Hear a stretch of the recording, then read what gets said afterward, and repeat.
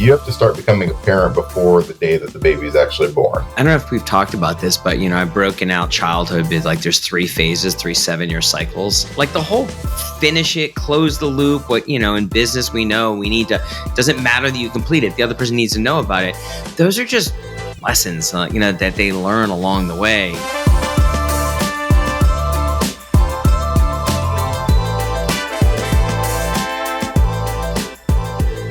I am Tony Cooper, host of the Dad Manual podcast, and I'm here today with one of my favorite dads, Michael. Will you please introduce yourself? Yeah, my name is Michael Guidotti, and I'm a great dad, and I have some wisdom to share. Yeah, yes, you do. Why don't we get started? Why don't you tell me about this being who made you a dad? Yeah, that would be my 13-year-old son, Donovan. Yeah, so tell me about Donovan. He is 13. He is I used to think he was a lot different than me, but as he's getting into his teenage year now, I'm like, okay, like he's definitely got a lot more of me and him than I even thought before. But he's awesome. He's super into athletics, great student. Probably most impressive thing I'd say more recently that I've really noticed is his commitment to family at such an early age. Especially with him being in a split household, right? And so just seeing him kind of grow and stuff, it's pretty awesome. What's it like? How's that show up? What are you seeing his commitment to family look like? Is like he'll have friends that will stay the night, and then there'll be weekends where he's just like, hey, like I just want it to be like me and you, or hey, I haven't went and saw because my grandmother is still alive, so his great grandmother. And he's like, I just want to go hang out with grandma and great grandma. And so to see a 13-year-old, who is, Mr. Popular and is super into sports and has this huge community of friends that are always over, hitting the pause button so he can go and, literally sit, my grandma's not super mobile. So it's like, they're going to go to Applebee's with my mom and they're going to go back and watch a movie, and he's going to, sit there and hang out and maybe play a game of like Skip Bo or Uno. And so those are awesome games. It's just really, it's really impressive to me. That's awesome. Is that like a strictly Donovan characteristic, or like, where did that come from? No, I mean, definitely family oriented as well, but I think think sometimes you get busy with life, right? So sometimes not being fully intentional about it. So it definitely, I think it's a him thing, because it's something that I haven't been super great at outside of like time with him and stuff, but it's like with the rest of the extended family and stuff. And so for him to be so like mindful, or even like it, he's the one suggesting it. It's like, oh wow, like it's very impressive. It's very mature I feel like for especially that age range. And Applebee's is like the perfect grandparent dinner situation, right? For sure. Right? It's that or Sizzler. Yeah. And then it's so funny because he's very like mindful now about like, what he's putting into his body food wise and things. Mm-hmm. And so he'll even be like, oh yeah, we went to Sizzler, but I was really good. I had a salad. I'm like, well, you went to Sizzler and you had a salad? Had steak on it, Dad. Don't worry about it. Yeah. Yeah.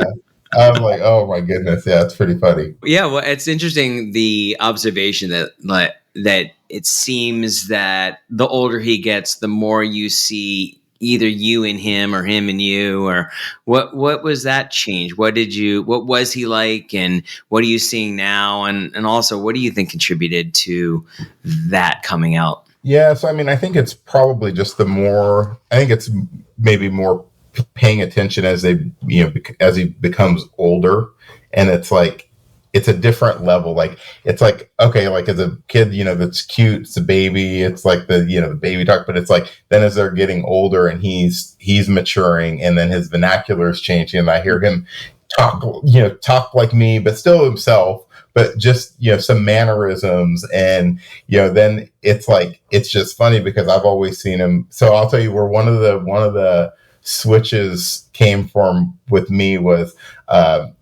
he had a bunch of friends over and I had a friend over and we were sitting there talking, and it's a friend that I grew up with since like high school.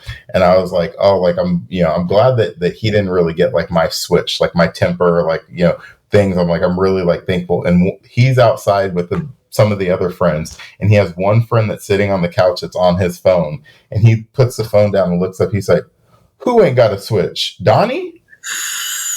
And we sit there and we look at it, I was like, what are you talking about? And then that kid calls his brother in, and he's like, hey, does Donovan have a switch? He was like, oh yeah, he does. And I was sitting there like, oh my goodness. Like, and then those two start just like sharing stories. And I was like, oh wow, okay. Like, Oh no. what? Okay.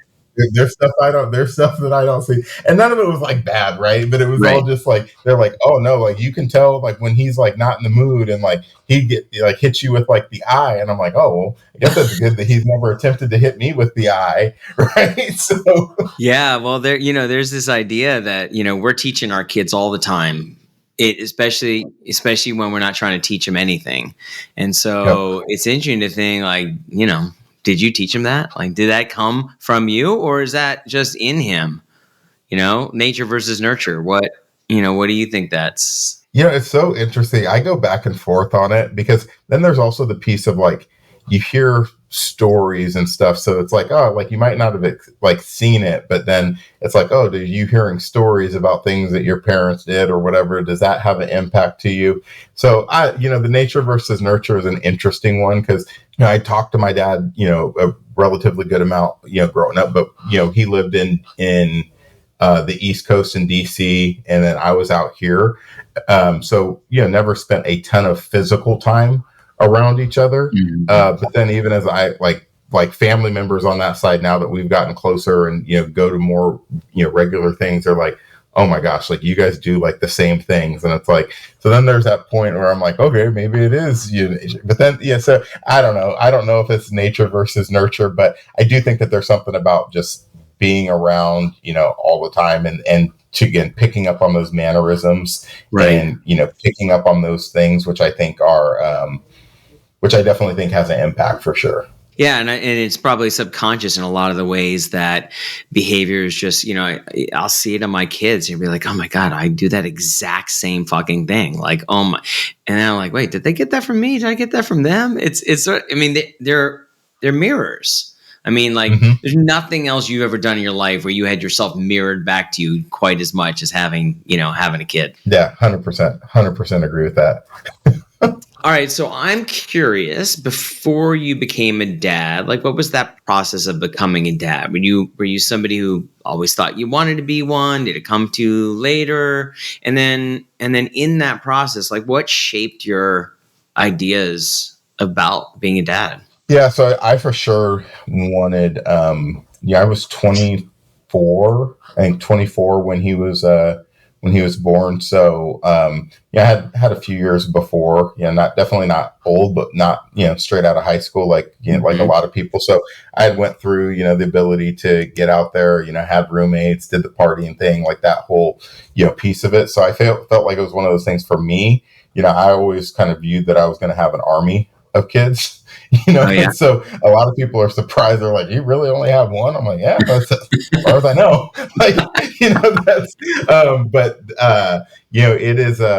it was definitely something that I wanted, and was excited for. Definitely, a lot of shifting happens, psychologically as you prep to get ready for that, right? It's like the stuff that I didn't think about before was like, okay, like what do I need to be ready for? It's like, okay, like, is this expense really needed? Like, we're going to have daycare. There's going to be these other, things. So it definitely starts to reevaluate your priorities even prior to, officially becoming, you have to start becoming a parent before the day that the baby is actually born. And so I think that's, that shift is not necessarily easy. But it's also not, some of it is just like subconsciously, I feel like it almost started to just like rewire just certain things. It's a good way of saying it, because one of the things I definitely have observed is, and I've said a lot to new parents, is You just have to accept the fact that life as you know it is over, right? Your Mm-hmm. life will never be the same. And you could take that in a number of different ways. Like, I don't mean it negatively. I mean, obviously, being a dad is amazing, Yeah. but it shifts, it changes. And I was just curious. So when you became a dad, what did that mean to you? And then what did change in your life as a result? Yeah, I think something for me that the the way that I looked at it, or I think very quickly began to look at it, is like, no, I was old enough that I'd seen so many people from all different, ages and stuff that had become parents. And it's like, okay, people with money that completely struggled, people that, were married that were quickly divorced. So it's like, I looked at it as like, there's no such thing as being ready. Like, you're never going to be ready. It's kind of like the getting ready to get ready. You can be better positioned, from a financial, from a work life, but like, you can be better positioned, but nobody's ever ready, because how do you get ready for something that you don't know what it's going to be? That's a great distinction, Michael. Like, you're never going to be ready, but you could be better positioned. There's a lot to that for sure. Because, I heard all of the things. It's like, well, get ready to not sleep through the night. Well, like Donovan slept through the night almost like always, and still does. Like, and now he sleeps through his freaking alarm. Like, it's like, it's like a lot of these things that are thrown out there is like, whether it's educational, whether it's tongue in cheek, or whether it's really like barriers to like, oh, you should really rethink this because this. It's like, I just got really, I think, lucky in the sense that, like, whether it was partly the mindset going into it, or just then the outcome of like what was actually, happening.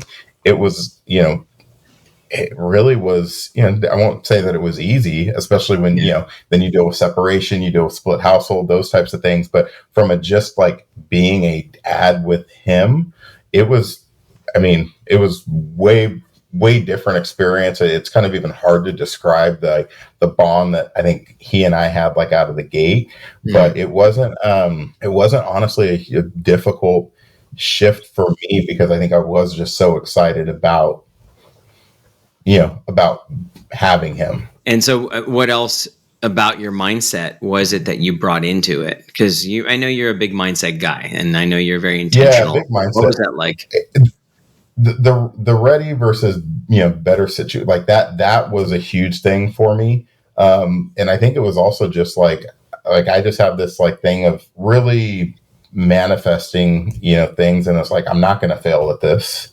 Like, I'm not going to fail at anything that I put my mind to. So I'm going to be a good dad. I'm going to be there for him. I'm going to work my ass off to provide the things that he wants and needs. And so I think for me, it was really just like, the grind change. Like, I always, had multiple jobs and things like that. And I actually still did right after he was born. But it was also like, okay, like, I'm going to grind now. I'm going to, make sure that I'm in a better situation, not needing these two jobs by the time he gets to an age that he can, remember it. And what would you say that age is? For me, it was like, 4 or 5. Like, I think, for me, that's kind of what I was targeting, because it was like, okay, then he's going to be into sports, and then there's going to be additional, things that are going to be, coming up. And then, his day almost starts to mirror my day at that point too, because then he's in school. He's not just in daycare. So it's like, he's at school most of the day, then I'm going to work during that period of time. So I think for me, that was that kind of target age. But there's not a right or wrong age for it, but that's kind of what in my mind was like, all right, like, I'm going to really, really grind it out and, get in a better position by this point. You definitely sound like you had your head on your shoulders, pretty clear about this. So what was the impact of like your relationship with your dad or parents that, that you either admired and wanted to emulate, or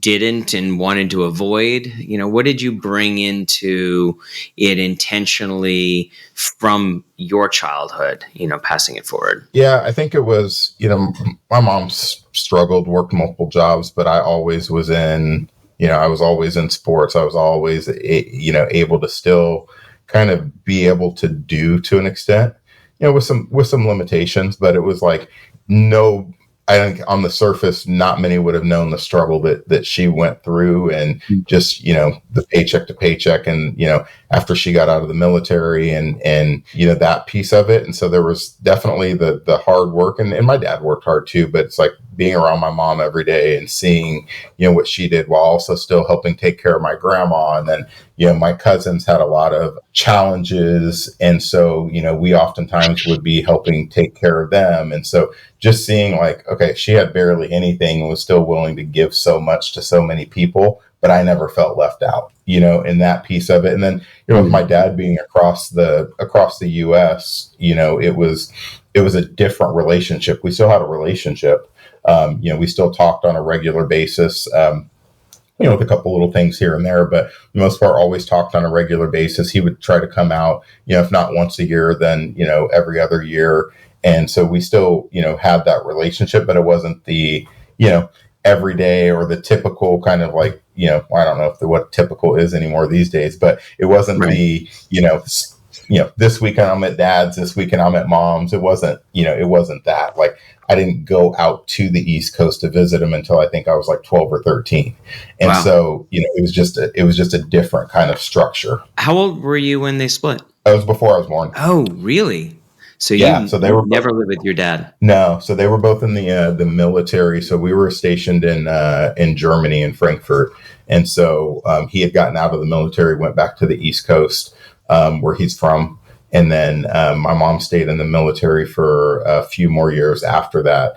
And then my grandma actually moved out to Germany to help take care of me while my mom was stationed there. And then we ended up coming back when she got out.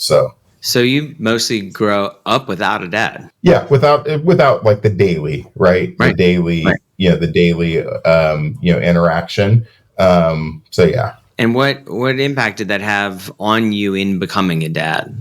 Yeah, I think it was just the like, I'm always going to be like, I'm going to be in the picture daily, right?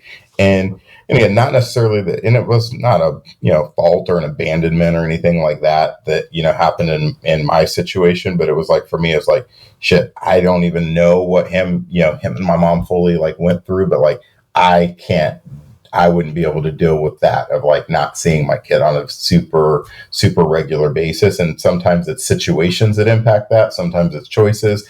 And so it was like not really judgment anywhere, but it was more like that was going to be too difficult for me. So like, I'm going to do everything in my power to make sure that that's not what happens here. When did you and Donovan's mom, when did you guys split? How old was he? Like 5, 6 months. Okay. So similar, like really early. Mm-hmm.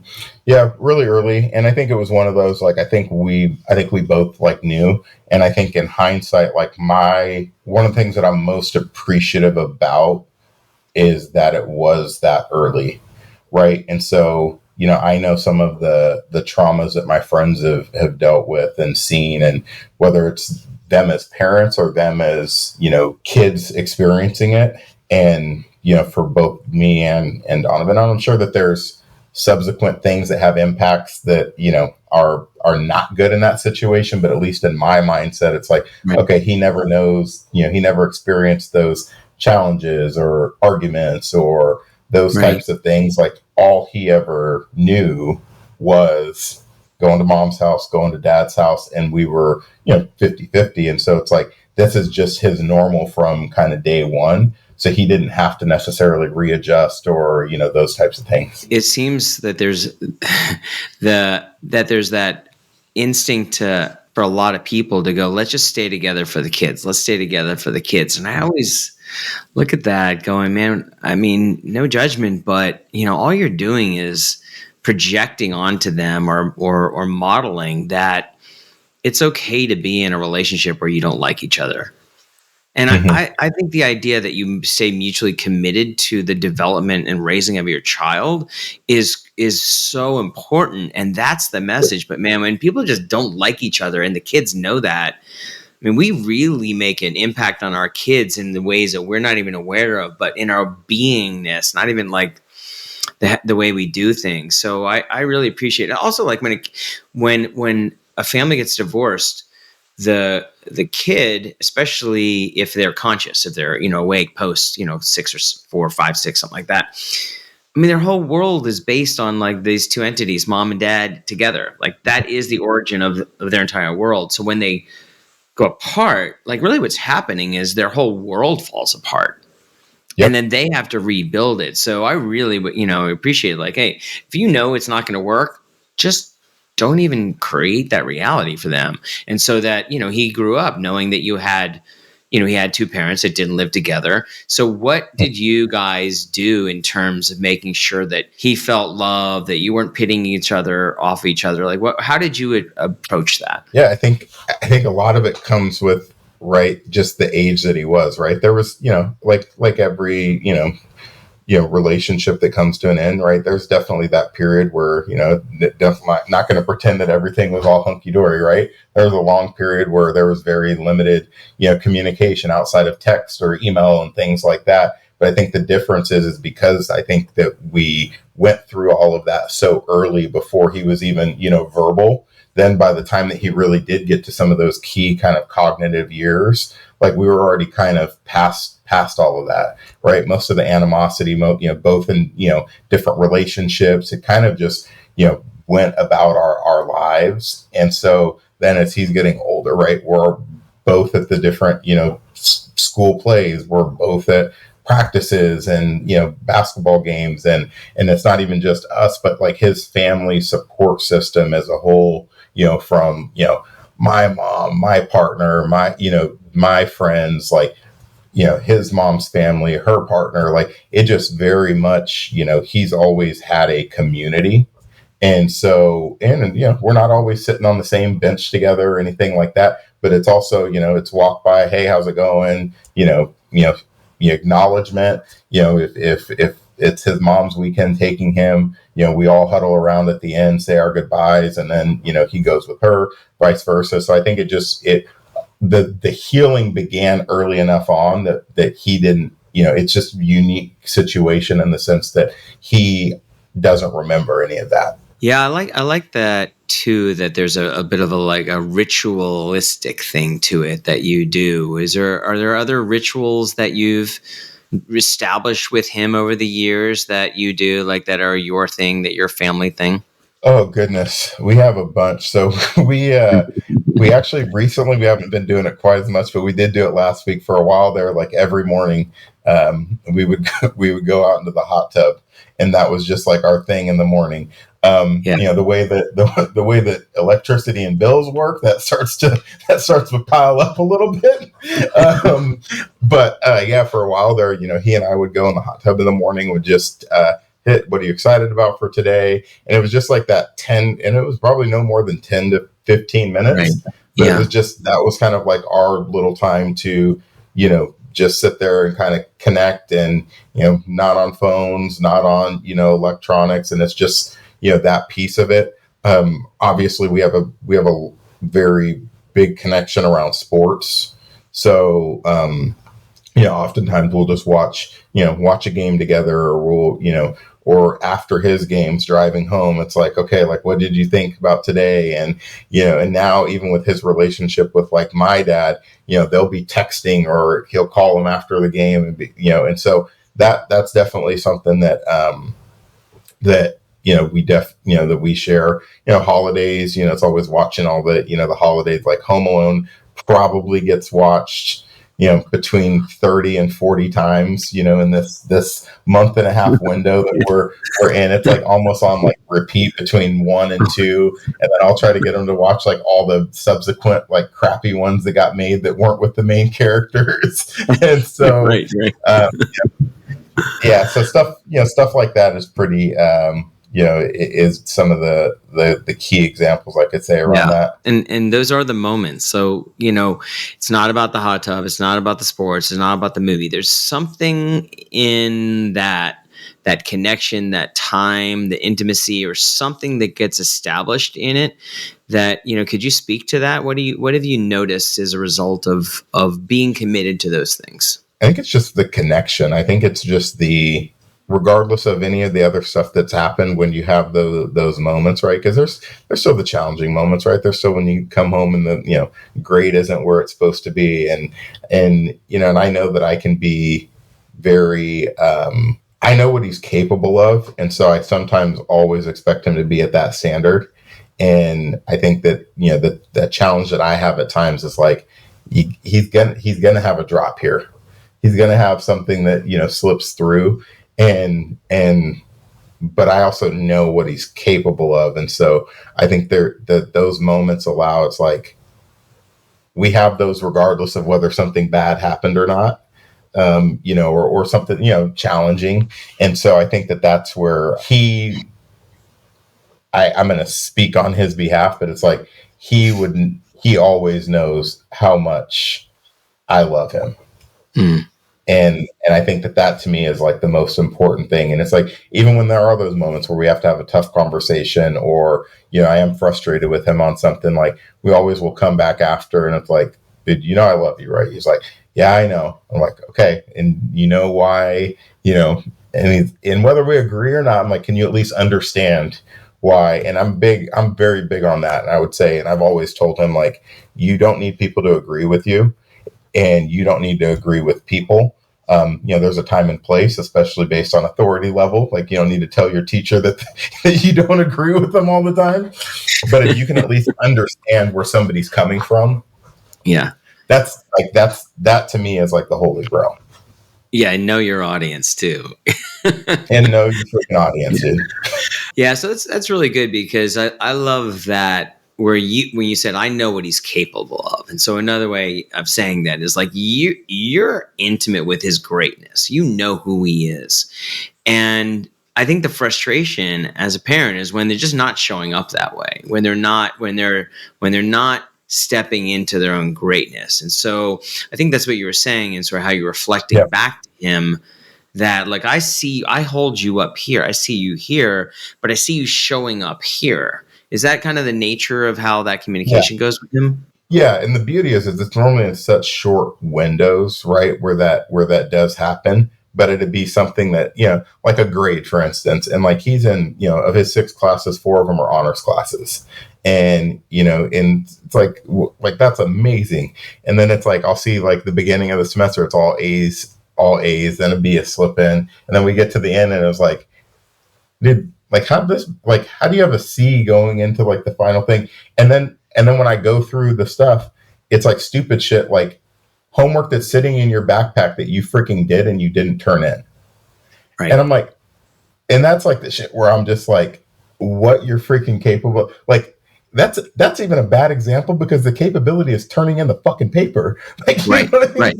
But it's such a kid thing, though. Like, that's a good thing, to focus on. Like, that is such a kid thing, to do the work and then just forget. I don't know how you forget to turn it in, because I'm sure you go into class and class is like, all right, everybody give me your homework. But you must be, 1, totally forget, 2, be completely zoned out because I'm checking her out, or I'm talking with my homie or whatever. Yeah. Like, but it's a good learning thing, right? Because it's painless in general, right? It's stupid. Yeah. But it doesn't have any long-term impact. But how do you turn that into a real lesson so they can learn from it? We'll see the next progress report, Tony. I'll let you know. It's just the repetition of it, because that's literally like what I walk them through. I'm like, okay, so they sent this to you on Monday, right? Yeah. You spent Tuesday and Wednesday doing it. Like, I literally saw you for an hour working on it, or you were working on it at your after school program, because he goes to like the Bridges after school program. Like, so you spent 2-3 hours working on this thing, but you didn't take the final 5 seconds to literally pull it out and then hand it. Close the loop. Yeah. I'm like, and to your point, it's like, and I know this isn't something that was completely on you. Like, they probably said, turn in your paper. So like, were you talking to people? They're like, what? Like, how do you know? It's like, I don't know. Like, and when people say it, like, I get parents get frustrated and the kid goes, I don't know. Like, they're not lying to you. Like, they really don't know, because it wasn't on their radar. It was like, it makes sense. Like, I got a homework assignment. I did the homework assignment. I'm done. Like, the whole finish it, close the loop. What, in business, we know we need to, doesn't matter that you complete it. The other person needs to know about it. Those are just lessons, that they learn along the way.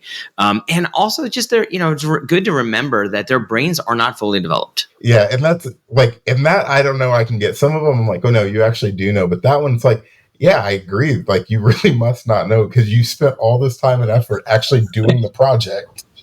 To shoot yourself in the foot right at the end. Yeah. Yeah. And so, and I think with him too, because he's got a goal of, sports and, to really pursue that. So just getting the like, okay, dude, you're going to need a scholarship though. And guess what? Like, that ties into the grades. And, unless you're the LeBron or the, this person, like, you're not gonna be able to have certain grades and then still get the offers and still get the, right, those opportunities. And so, now when you're 13, you're in 8th grade, you can get away with that. But like, high school is like literally from your first year on, that is your GPA. That is your, like, that's your tryout. That's your tryout for colleges. So like, every report card, every game, every whatever, like, you're on the big stage. Yeah, that's your academic fingerprint. That is for sure. I like what you said, though. I mean, I think it's a good lesson. It's repetition. It's layering. It's the same message over and over. And, I think it's different. Those of us that grew up when, messages were typically delivered in a yelling sort of way, it's a lot harder for the kid to hear it, right? Because you're introducing shame, and I'm like, how do I make this stop? But that repetition, which is, we talked about this, here it is again. I want them to get tired of the conversation, so they're like, fine, I'll do something about it. 100%.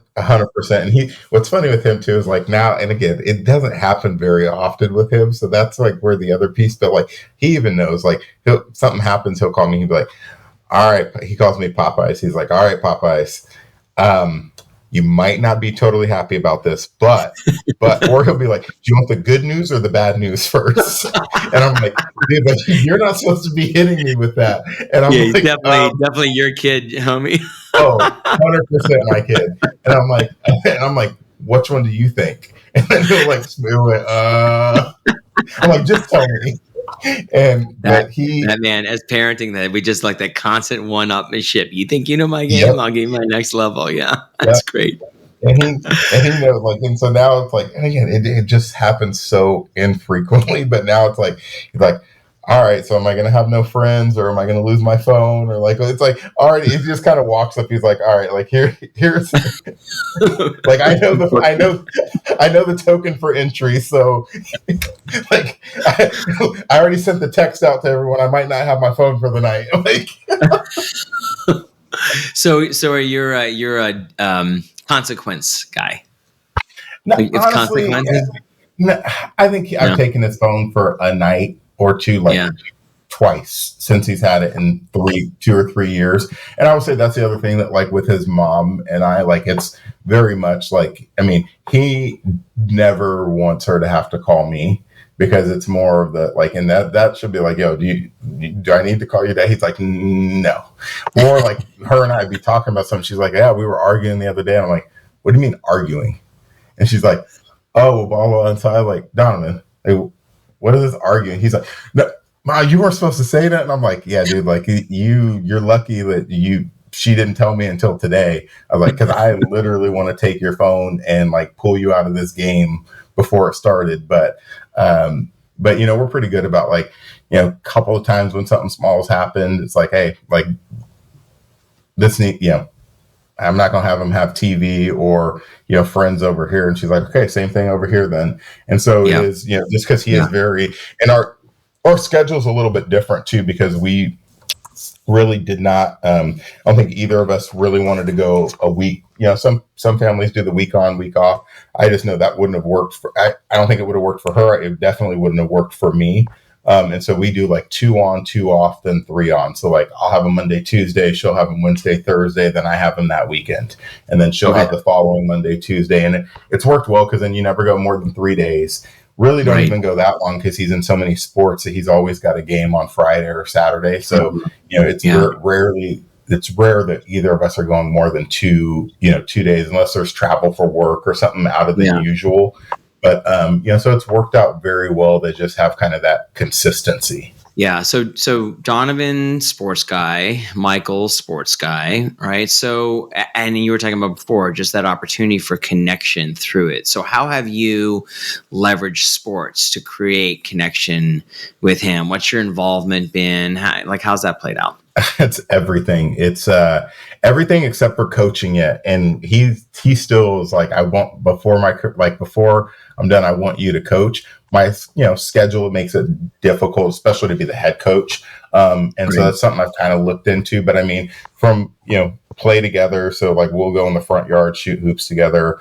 I'm in a men's basketball league. He'll go to my games. So now what started happening is, because I'd always be like, he'd be like, "Oh, did you see those 3 threes I made?" And I'm like, "Yeah." And I saw that turnover and the 2 fouls that you had. And I saw it all. And then he'll just sit there and he'll be like, so now what's funny, because he's a little smart ass, because he's my son. That's right. Be leaving my game. He'll be like, "Popeyes." He's like, "Do you see those 2 turnovers you had?" And I'm like, he was like, "And you missed 2 free throws and you missed a layup." And I'm like, all right, like, you little shit. They are freaking mirrors. It's so crazy. Yeah. So it's that. It's always, being at his games. It's always, we play Madden. That's the other thing, is like, we'll play Madden together. So it's just a lot. I mean, a lot is around sports, just because I've always been a big, sports person. And he really is as well. And not only is he's doing like the school basketball, but he's also on an AAU team. So then we're traveling. And so then there's times where, a lot of weekends we're driving to the Bay Area, or we're driving to Fairfield, or we've had trips down to Palm Springs. And so it's like there's a lot that's around it. So a lot of conversations are just talking about things like, as it relates to the team, even the team dynamics, the chemistry between, issues that happen between the boys on the team and, people that they're maybe more friends with or the other. But it's like, hey, I want these 3 guys from the team to come and stay the night this weekend, but we don't want this person to. And so it's just that whole, it's that whole thing of like, they are their own. I mean, they're their own little community. They're their own, it's just so. It's awesome to see, though. And it's awesome to see those relationships build up with other kids and other, and then the way that you see then the interactions with other families as well, right? Because then on some of these things, like we're staying in an Airbnb with 3 other dads and their kids. And so you just see how the dynamics of just everybody is so different, but it all still stems from a place of like love. Yeah, I mean, I don't know if we've talked about this, but I've broken out childhood as like there's 3 phases, 3 7-year cycles, and like he's transitioning sounds like already out of the second cycle into the third, and the third cycle is where they just really start developing their identity with the world, out in the world, like with his friends, on his team, all that stuff, and it's what are you doing to support his development in claiming the self that he's becoming in the world? Yeah, I think it's just, when we do have conversations about things, it's like, it's okay to express yourself, like, right. It's like, and I think a lot of it is even more like he sees me, like people, I wear my heart on my sleeves. Like people know where they stand with me. I'm respectful, but also too, like I would take the clothes off my back to help a friend. And I get a lot of that from my mom. Right. And see, again, I'm blessed that, I've already went through a lot of those struggles that she went earlier on, but, being in the position to help people, you should help people. And that's where, I see him do that, and just his manners. And so I think it's when I see him not doing that, it's those simple reminders. So it's things like, opening the door for people, or, just like carrying, your grandma's carrying groceries, and like, dude, like you keep talking about how you need to work out, like fucking work out, like work out, carry that dog food in, bro. That like, one with all the canned goods in it. Yeah. Yeah. Like, and so I think it's, it's just those things, but even when you say that, it's hard because I don't have that many situations where I have to do that, because his his identity and I think to me, it's not his identity with me, because it's like there's an expectation with me or when he's at home, but it's like when he goes and stays a night at a friend's house, or when I've got his friends' moms coming up to me at games and they're just like, dude, can you take our kids? Because like, wait, and I've literally will tell them like, that's him. Like, he was the easiest kid that I've ever heard of. Like, when I hear just people talk about all their stuff, like, I didn't have the terrible twos with him. I didn't, like, he's freaking amazing. And I would say that's actually what scares me about the thought of additional kids, because it's like, shit, did I get the unicorn? This is a nature versus nurture. I'm going to chalk this one up to like a lot of nature and a little bit of nurture. And it's like, I might have got the unicorn, bro. Like, oh my God, that's so funny. Yeah, you'll name your second kid second place. Yeah. Right. Tell me about an unexpected moment, like a gut punch moment, where just like you just got impacted by something in Donovan growing up, or something that he did or didn't do or whatever. There was one time, and I think it was the first time that I really saw like him like have like there was something that had happened, and he got accused of being a part of it, and he was like trying to plead his kid. Like, what they saw or what they think they saw isn't exactly like what happened. It was like kids on their phones sending like a video of like something that had happened at school, and the teacher said not. And it was a convoluted story anyway, but the teacher called me, and so obviously like I'm coming in red, and then like I get there and we're walking out, and the teacher tries to say something to him, and he just keeps walking. And I was like, I remember just going into like a sweat, because I was like, oh my goodness, like this did not just happen and like it like gutted me, because I was like, oh my God, he just showed his ass in front of a teacher, in front of me. And then you start going down the spiral of like, is this how you're acting when I'm not like around? And like, whatever. But after, I definitely, lost my cool on him, like definitely yelled at him. And I'm like, yo, you ain't never going to disrespect an adult in front of me. But then I think the gut punch came walking back, not even walking back to the car, after we get home and then, cool down. He, and I believe him, wasn't involved in it, and his character got attacked. And he couldn't stand to look at, and again, not an excuse, because the teacher is still the adult and is still but it was like, he couldn't sit there any longer with somebody that attacked his character, because he holds that so high. Yeah, I love that.